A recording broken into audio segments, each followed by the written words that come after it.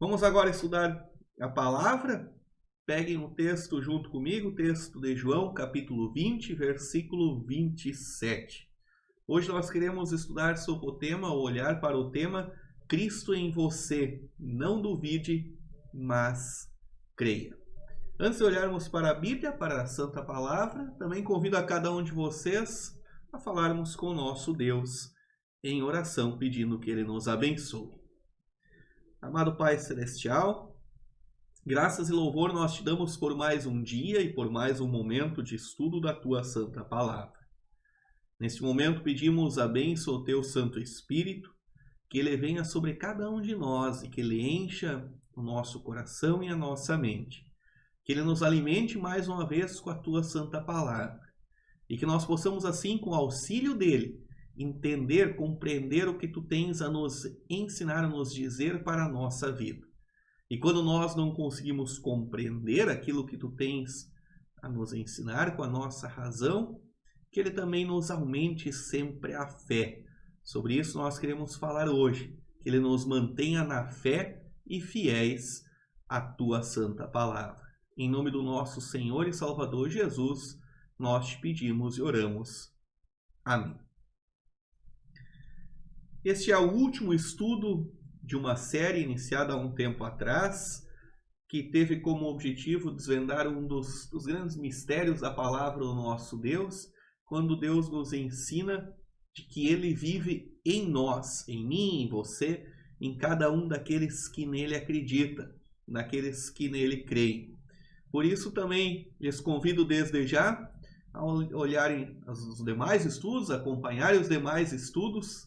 Este é o 9º estudo desta série. Todos estão colocados tanto no canal do YouTube, uma playlist especial para isso, ou também lá no Facebook, na nossa página no Facebook, onde nós transmitimos.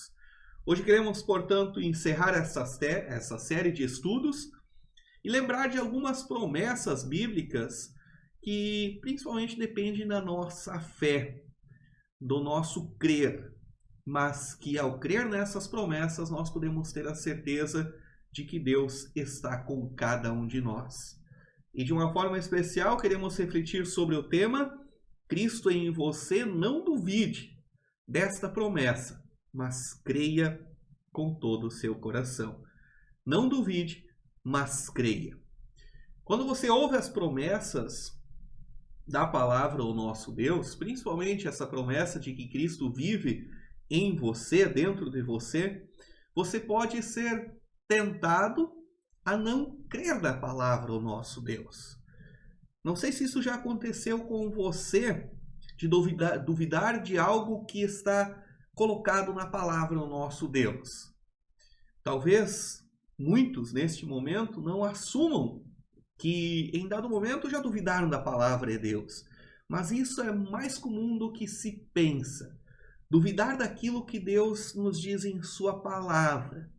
Esse foi o primeiro pecado de Adão e Eva, quando lá em Gênesis 1, eles recebem então do próprio Deus a ordem, olha, podem comer de todas as frutas, de todas as árvores, mas não comam desta uma única árvore, que era a árvore do conhecimento do bem e do mal. Então, quando visitados pelo diabo, por Satanás, ele semeia a dúvida no coração deste primeiro casal. E a dúvida era a seguinte: será que Deus realmente disse isso? Será que Cristo, poderíamos dizer hoje, será que Cristo realmente vive em mim? É possível uma pessoa viver dentro de outra pessoa? E o diabo usa essa tentação tão comum, dessa pergunta que gera dúvida. Será que Deus disse assim, para semear a dúvida no coração em todos os tempos e épocas da história da humanidade? Lutero, quando ele olha para a tentação de Adão e Eva e para o semear da palavra, da dúvida no coração deste primeiro casal, ele escreve em certo momento o seguinte: a principal tentação de Adão e Eva foi a de darem ouvidos a outra palavra e se desviarem da palavra que Deus havia falado anteriormente. Todos os males resultam do descrer e do duvidar da palavra de Deus. Todos os males que nós enfrentamos resultam do descrer e do duvidar daquilo que a palavra de Deus nos diz. Como já dito em outros estudos desta série, no período da Reforma, Lutero teve que trabalhar muito e se dedicar muito para resolver ou solucionar algumas dúvidas que pairavam no ar. Um dos reformadores, junto com Lutero, que em dado momento, reformador suíço, já falamos sobre ele, Zwinglio, Ulrico Zwinglio, no ano de 1529, corria tudo bem também na reforma deste outro homem que Deus despertou para fazer a reforma da sua igreja. Eles se encontram então para uma conversa, e nessa conversa eles concordam em quase tudo. Mas quando chega no momento de falar sobre a Santa Ceia, Zwinglio teimava em insistir que não era possível o Deus de toda a sabedoria, de toda a grandeza, o nosso grande rei, estar limitado a algo tão pequeno como o pão e o vinho. Como já falamos em outro estudo, para Zwinglio isso não fazia sentido. E essa teologia ou esse pensamento de Zwinglio está muito presente ainda nos dias atuais. Deus não pode estar presente no sacramento da Santa Ceia. O calvinismo adota essa ideia e se espalha hoje em tantas e tantas denominações ao redor de nós. Também Zwinglio, ainda com seus seguidores, então deixou que o diabo semeasse no seu coração, usando a sua razão, usando a razão humana, a lógica humana, semeasse a dúvida sobre um texto tão claro. O texto onde Jesus institui a Santa Ceia e diz: creiam, isto é o meu corpo, isto é o meu sangue. Ao não conseguir explicar esse texto com a razão, passa então a duvidar e a dar ouvidos ao diabo que semeou em seu coração, usando a sua razão, a seguinte pergunta: mas será que é possível Deus estar presente no sacramento da Santa Ceia? Ao não dar ouvidos para a palavra de Deus e ceder à tentação, se desvia do caminho que o levava para junto de Deus. Também ainda na época da Reforma, vimos em outro momento, em outro estudo, que existiam em diversos lugares do mundo de então movimentos chamados de movimentos anabatistas, que questionavam outro sacramento, o sacramento do Santo Batismo, e não conseguiam compreender como Deus estava de uma forma real, presente na água que era colocada na cabecinha de uma criança, como aquilo poderia ser uma ação de Deus. E esses movimentos, então, passaram a dar ouvidos também à sua razão e passaram a colocar o batismo como sendo uma ação do homem para Deus. Ou seja, o homem, então, faria algo para Deus. O batismo que a palavra de Deus nos fala que é pura graça, que é o lavar regenerador e renovador do Espírito Santo, é Deus fazendo em nós, agora é transformado por estes movimentos em algo que o ser humano então produz para Deus. Ainda hoje, muitos grupos religiosos são influenciados por este pensamento, pelo pensamento de que precisamos primeiro ter a consciência dos nossos atos, nos arrepender, buscar a Deus para então depois sermos dignos de receber o batismo. Quando a palavra de Deus nos fala que o batismo é exatamente ao contrário. Deus nos busca em nossa indignidade. Deus nos busca em nossa situação de pecado, para nos unir a Ele. Falamos bastante disso sobre o batismo em outro momento, em outro estudo, mas hoje eu quero novamente lembrar dessas pessoas, esses grupos que deixaram se afastar ou se levaram para longe, deixaram se levar para longe de Deus ao confiar em outra palavra e ceder à tentação. O texto de Romanos, por exemplo, reforça essa ideia. Esse texto será colocado para vocês, texto de Romanos capítulo 6, versículo 3 até o versículo 5.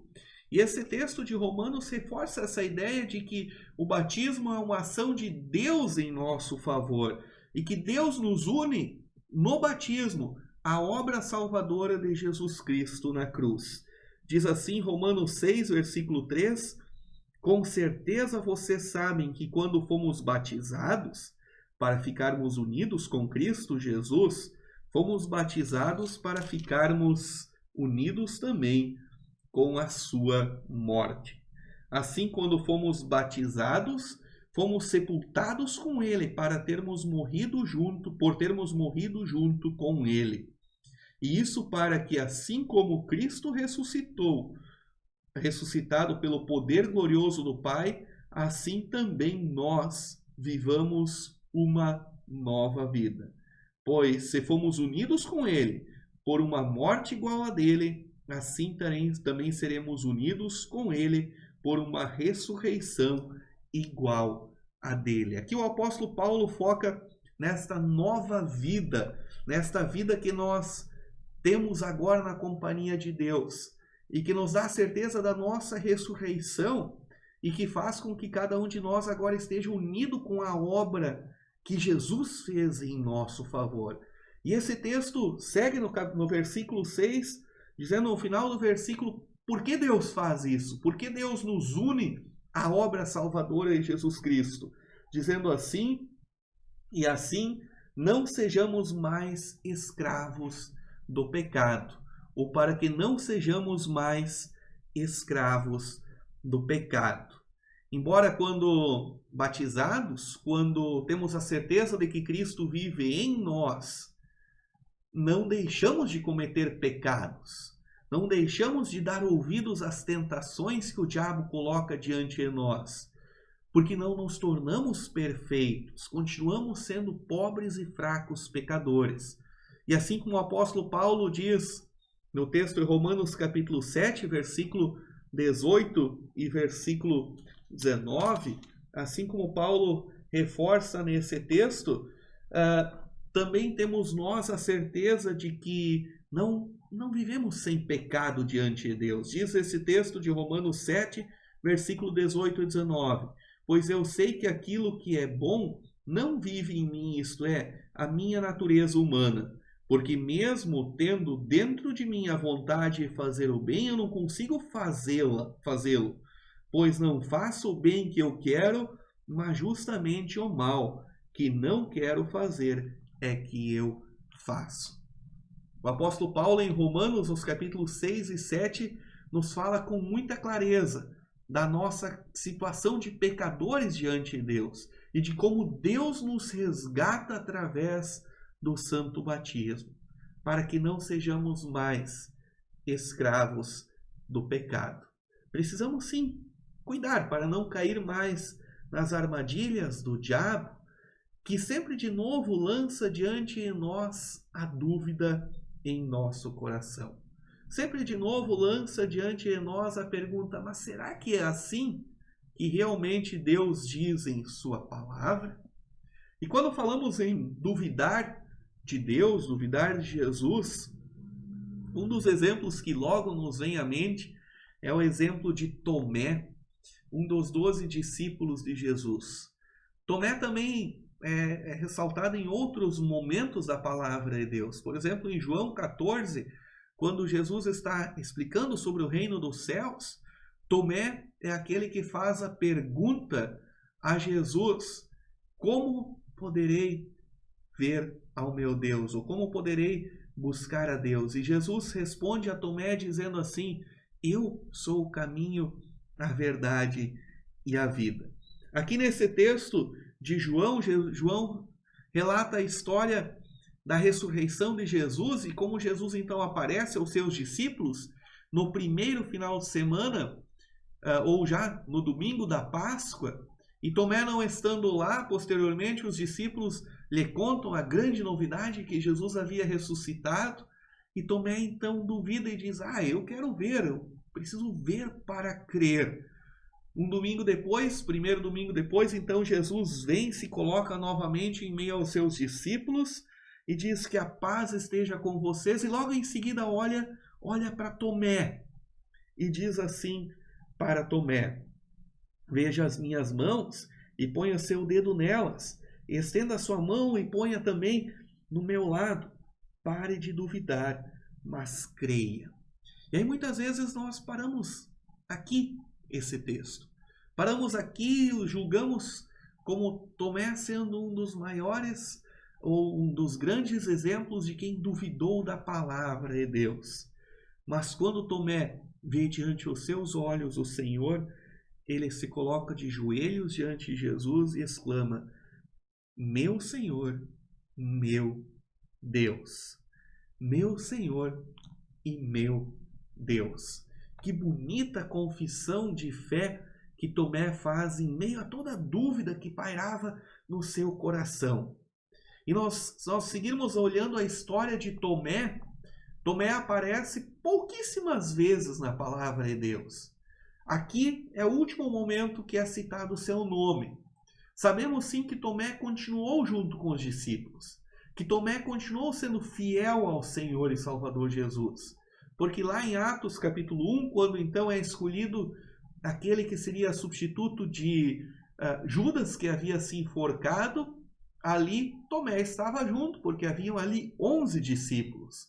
E assim Tomé segue a sua caminhada de proclamação também da palavra de Deus. E conta a tradição da igreja que Tomé, assim como todos os demais discípulos, se tornou um grande mártir na sua fé. Portanto, assim como Tomé reviu no seu momento de dúvida e recebeu a palavra de Jesus dizendo: Tomé, não duvide, mas creia. Essa mesma palavra também é dita a cada um de nós. Não rejeitemos ou não rejeite a palavra de Deus se você ainda não consegue compreendê-la, ou quando ela ainda não faz sentido em dado momento para a sua vida. Não rejeite a palavra de Deus porque você não consegue compreender nela todos os seus mistérios.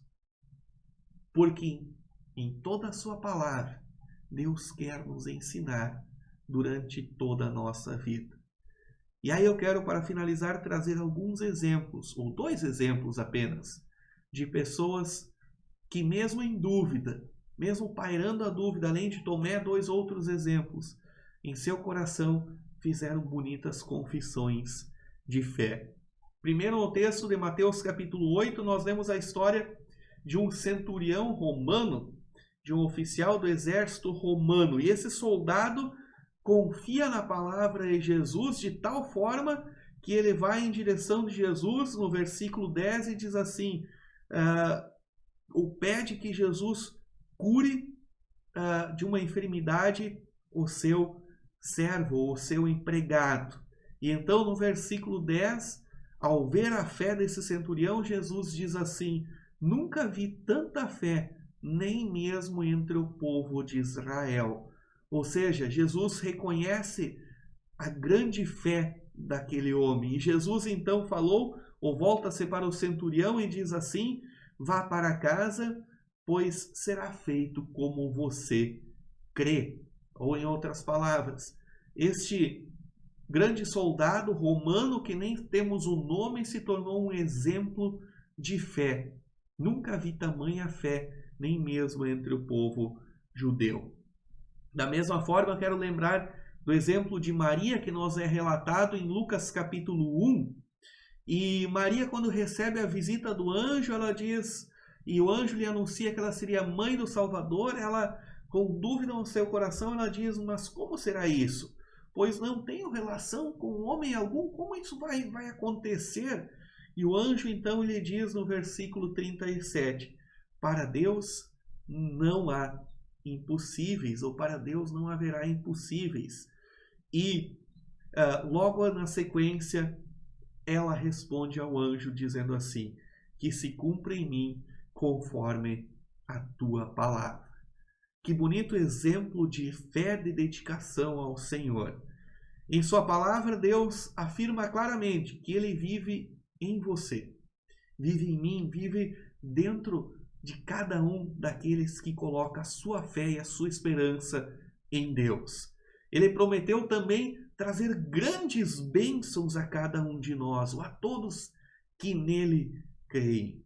Ao invés de duvidar da palavra de Deus e olhar para pequenos detalhes que ainda não compreendemos, tenha fé. Não duvide, assim como Adão e Eva, não dê ouvidos para as tentações que o diabo coloca em nossa vida, como Tomé, em dado momento, duvidou, como tantos teólogos, no momento da reforma, duvidaram da presença real de Jesus em sua vida, como tantos outros ainda hoje duvidam da presença de Jesus. Sim, compartilhe da fé, alimente a sua fé, porque tantos outros também são exemplos para nós, de pessoas que colocaram a sua fé diante de Deus. Lembramos aqui do centurião romano, lembramos de Maria, lembramos da sequência da vida de Tomé, que foi de fidelidade a Deus. Lembramos de Lutero, que defendeu a sua fé e a palavra de Deus acima de tudo. Lembramos de tantos homens, mulheres, jovens, adultos, velhos, crianças, que Deus chama hoje para crerem, ainda hoje, de todo o coração em sua palavra. Não duvidando das suas promessas, mas crendo de que para Deus nada é impossível. Portanto, não duvide, mas creia. Creia em todas as promessas do nosso Deus. E eu lembro de algumas delas, as quais também lembrei na chamada para este estudo. Quando Deus nos promete dar descanso a todos aqueles que estiverem cansados e sobrecarregados. Creia no descanso vindo da parte de Deus. Creia também que Jesus é a água da vida, é o pão da vida que nos leva, ou de uma vida que nos leva para junto de Deus. Creia também que Ele é o caminho, a verdade e a vida. Creia também que Ele me dá a vida, já aqui e por toda a eternidade. Cristo em você. Não duvide, mas creia. Pense nisso. Amém. Queremos